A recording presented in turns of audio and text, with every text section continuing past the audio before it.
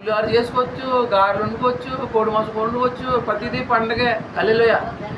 దేవుడికి ఎట్టిది ఏముంది, మనం తినేది ఎక్కువ. హల్లెలూయా. కాబట్టి ఎంత ఎంత ఎంత ఇలాంటి మార్గాన్ని వదిలేసుకొని సినిమాలకు వెళ్ళొచ్చు, సీరియల్ చూడవచ్చు, తప్పు మాట్లాడవచ్చు, చెప్పుకోవచ్చు, ఆలు గురించి వీళ్ళ గురించి. యేసు ప్రభు మార్గం వెళ్ళడంటే ఇరుకు మార్గం.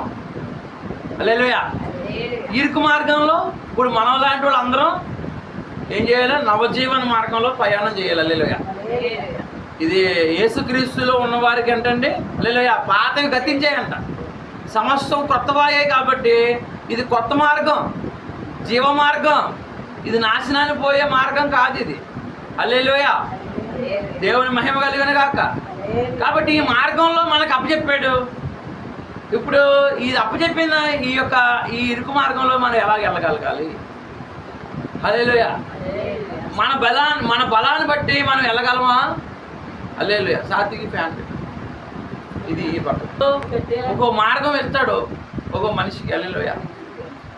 దేవునికి స్తోత్రం. పరీక్ష పెడతాడు దేవుడు. ఏం చేస్తాడండి? పరీక్ష పెడతాడు. హల్లెలూయా. ఈ పరీక్ష మనం ముందుకి కొనసాగించుకోవాలి. కొంతమంది ఏం చేస్తారండి? పరీక్షలో ఫెయిల్ అయిపోతారు. హల్లెలూయా. పరీక్షలో వాళ్ళు పరీక్ష రాస్తారు కానీ ఫెయిల్ అయిపోతారు. హల్లెలూయా. కానీ మన పేపర్ రాసిన వాడే, మన దేవుడే మనకి ఎలా రాయాలో కూడా చెప్తాడు. హల్లెలూయా. అబ్రహాంకు పరీక్ష పెట్టాడు. హల్లెలూయా. దేవుడు మనకు తోడుంటాడని నేను చెప్పే మాట ఏంటంటే, మనం ఇప్పుడు మనకున్నటువంటి ఈ భక్తి మార్గంలో మనం ఒకవేళ తొట్టిల్లిపోతామా? ఒకవేళ దేవుడు ఇచ్చినటువంటి ఈ మార్గంలో మనం తొట్టిల్లిపోతామా?